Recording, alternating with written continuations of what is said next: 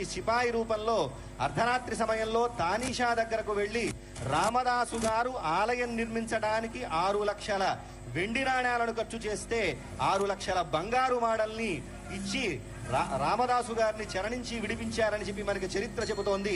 ఆ చరిత్రకు సాక్ష్యంగా నిలిచినటువంటి రామమాడ ఒక పక్క రామచంద్రమూర్తి యొక్క పట్టాభిషేక ముద్ర, వెనక పక్క హనుమంతుడి ముద్ర ఉన్నటువంటి ఆ రామమాడను నలుదిక్కులా చూపిస్తున్నారు.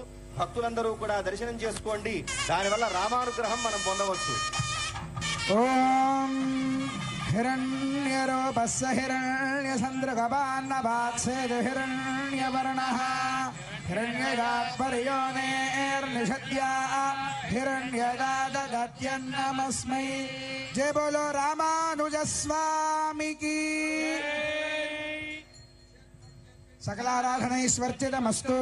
ओम इषेत्वर्जेत्वा वाजवस्थो वाजवस्थ देवो वस्सविता श्रेष्ठतमाय कर्मणे। अथ मधुपर्कं दधि मधु सम्मिश्रं स्वर्णपात्रे निधाय पवित्रं निधाय अमृतोपस्तरणमसीत्यपस्समर्प्य इदं विष्णुर्मधुवादाय द्वाभ्यां मन्त्राभ्यां मधुपर्कमभिमन्त्र्या।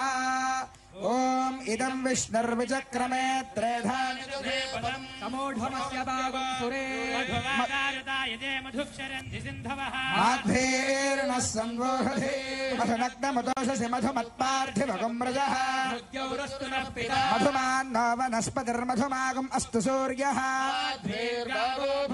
सगुर्मूलमन्त्रेण द्विस्तूष्णीम् विराजो दोहमसीया तूष्णीम् चतुर्थमाचमनीयम्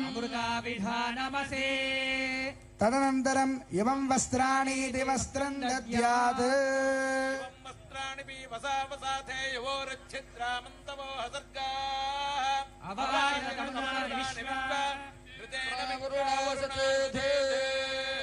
కళ్యాణోత్సవంలో మధుపర్క ప్రాశన అనేటువంటిది వరపూజలో భాగంగానే మధుపర్కము అంటారు. మధుపర్కములు అంటే మనందరికీ వస్త్రాలు సమర్పించడం అనుకుంటాం, కానీ తేనె పెరుగు కలిసినటువంటి మిశ్రమాన్ని అమ్మవారికి స్వామివారికి ఆరగింపు చేస్తారు. విరాజో దోహోసి విరాజో దోహమసీయ అంటూ ఆ సీతారాములకు మధుపర్క ప్రాశనం అనేటువంటిది మంత్రపూర్వకంగా అర్చక స్వాములు నిర్వహించారు. ఈ మధుపర్క ప్రాశన అయిన తరువాత ఇక్కడ వస్త్రాలు సమర్పించడం అనేటువంటిది ఆచారం. కనుక మన వాళ్ళంతా కూడా ఏమనుకుంటారంటే మధుపర్కాలు అని అంటే వస్త్రాలకే మధుపర్కాలు అనేటువంటి పేరు పెట్టారు. పెళ్లిళ్లలో మధుపర్కము అని అంటే పెరుగు తేనె కలిసినటువంటి మిశ్రమం. కానీ మనం పెళ్లిళ్లలో ఏం చేస్తారు, మధుపర్కాలు ఇచ్చారా అంటారు. అదే మధుపర్కాలు ఇవ్వడం అంటే ఏమిటంటే మధుపర్కాలకు ఇచ్చేటప్పుడు ఇచ్చేటువంటి వస్త్రాలు అని అర్థం. ఆ తేనె పెరుగు కలిసినటువంటి ఆ మధుపర్కాన్ని ఇచ్చిన తర్వాత వస్త్రాలు సమర్పించడం సంప్రదాయం కనుక ఆ వస్త్రాలకి మధుపర్క వస్త్రాలు అనేటువంటి పేరు వచ్చాయి. ఇప్పుడు ఈ సీతారాముల కళ్యాణ సందర్భంగా మనకు ఈ మధుపర్క వస్త్రాలను సమర్పిస్తారు. మన తెలంగాణ రాష్ట్ర ప్రభుత్వం తరఫున మన గౌరవ ముఖ్యమంత్రి వర్యులు రేవంత్ రెడ్డి గారు రాబోతూ ఉన్నారు. వారికి ఆ పైన పూజ స్వామివారి మూలవర్ల దర్శనం అయిన తర్వాత ముఖ్యమంత్రి గారు మన ఈ భద్రాచల క్షేత్రం యొక్క పునరభివృద్ధి కార్యక్రమాలను ప్రారంభించి మన కళ్యాణ మండపంలోకి రాబోతూ ఉన్నారు. వారితో పాటు అనేక మంది మంత్రులు, ముఖ్యమంత్రి గారు, అలాగే పొంగులేటి శ్రీనివాసరెడ్డి గారు, తుమ్మల నాగేశ్వరరావు గారు, దేవాదాయ శాఖ మంత్రి కొండా సురేఖ గారు, తర్వాత మా ఉప ముఖ్యమంత్రి భట్టి విక్రమార్క గారు, వీళ్ళంతా కూడా వస్తూ ఉన్నారు. ఇలాగ ఇంతమంది కలిసి ఈనాడు రాముని సేవలో తరించడం, రాముడికి చేసేటువంటి కైంకర్యం ఇది. రామచంద్రమూర్తి వీళ్ళందరినీ అంతా మన రాష్ట్రాన్నంతటిని కూడా చల్లగా చూస్తాడు అన్నమాట. అటువంటి ఒక గొప్ప భాగ్యం మన తెలంగాణ రాష్ట్రానికి కలిగింది. ముఖ్యమంత్రి గారు రాబోతూ ఉన్నారు.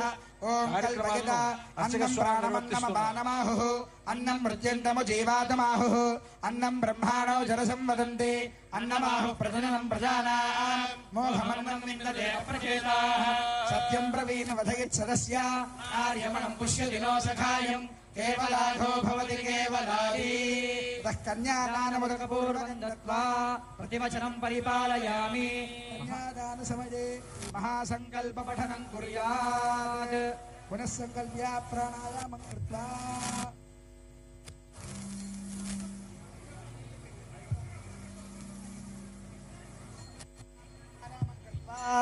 ఓం ఓం ఓం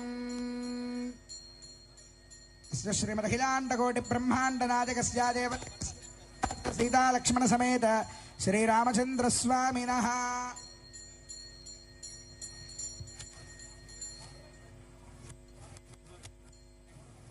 మహాసంకల్పము అని ఇప్పుడు కార్యక్రమాన్ని నిర్వహించబోతున్నారు.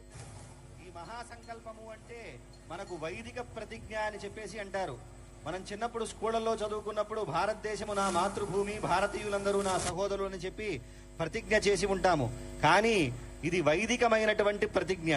ఈ మహాసంకల్పం ఎప్పుడెప్పుడు పఠించాలి అంటే సముద్ర స్నానం చేసేటువంటి సమయంలో, అలాగే నదీ స్నానం చేసేటువంటి సమయంలో, గోదాన సమయంలో, అలాగే కన్యాదాన సమయంలో ఈ మహాసంకల్పాన్ని పఠించి దానం చేస్తే ఉత్తమమైనటువంటి ఫలితం కలుగుతుంది అని చెప్పి మనకి శాస్త్రం చెబుతోంది. అదుగోండి దాన్ని అనుసరిస్తూనే మహాసంకల్పాన్ని పఠిస్తూ ఉన్నారు. అంతేకాకుండా ఈ మహాసంకల్పంలో ఉన్నటువంటి మరొక అంతరార్థము, ఉదాహరణకి మనం తొలిసారిగా సెల్ ఫోన్ చేసిన తర్వాత గూగుల్ మ్యాప్స్ లోకి వెళ్ళి ఒక్కసారి ఇలా నొక్కితే ఎక్కడైతే ఉన్నామో కరెంట్ లొకేషన్ మనకి చూపించినట్లుగా ఈ మహాసంకల్పంలో కూడా ఈ అఖిలాండమైనటువంటి ఈ భువనాలలో మనం ఏ భువనంలో ఉన్నాము, ఈ భువనం పైన ప్రవహించేటువంటి నదులెన్ని, పర్వతాలెన్ని, మొదలైనటువంటి మహర్షులు ఎంతమంది ఉన్నారు, దివ్యమైనటువంటి పురుషులు ఎంతమంది జన్మించారు, ఎన్ని శకాలు గడిచాయి, వాటి పేరులు మొదలైనటువంటి వాటి వివరమంతా కూడా తెలియజేస్తారు.